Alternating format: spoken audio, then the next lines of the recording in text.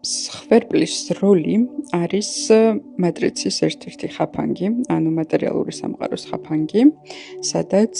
ძალიან დიდი ხანი შეიძლება ჩაგვტოვოს მატრიცამ, რომ არ გაგუშვას და არ მოგცეს საშუალება, რომ მატრიცა დავტოვოთ და გავიდეთ. სხვერპლის როლს ამ შემთხვევაში არ გულისხმობ, რომ ჩვენ შეიძლება ვიყოთ სხვერპლის როლში ჩვენს ბავშვობასთან, მშობლებთან, გარემოებთან მიმართებაში, არამედ გულისხმობ იმას, რომ შეიძლება ძალიან ბევრს მედიტირებდეთ, სულიერ პრაქტიკებს ვაკეთებდეთ, სულიერად ვითარდებოდეთ, მაგრამ რაღაცა კედელს ვეჯახებოდეთ, რომლის იქითაც რეალურად მატრიციდან ვერ გავდიოდეთ და ამ დროს შეიძლება ჩნდებოდეს უმადურობა, პროტესტი, რომ აი რატო არ ამ მდგომარეობაში მე ყველაფერს ვაკეთებ, მაგრამ მაინც რატო არ არის შემდეგი ნაბიჯი, რატო არ ჩანს. ანუ ესეც არის მსხვერპლის როლის მდგომარეობა, იმიტომ რომ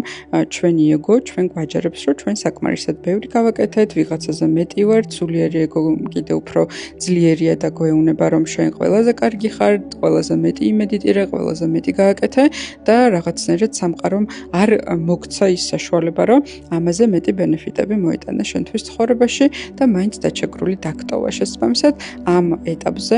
ძალიან ბევრი ადამიანი ჩერდება და საკმაოდ დიდი ხანი და ეს ეტაპი არის მატრიციდან გასვლის წინა ეტაპი, რომელსაც თან ერთვის ძალიან გრძელვადიანი მარტოობა და ამ ეტაპზე ძალიან ბევრი ადამიანი ძალიან დიდხანს შეიძლება რომ გაიჭედოს. Თუ ამ ეტაპზე ხარ, მაშინ შეგიძლია გაიარო ჩემი ვებინარების სერიიდან სხვერპლის როლიდან გამოსვლის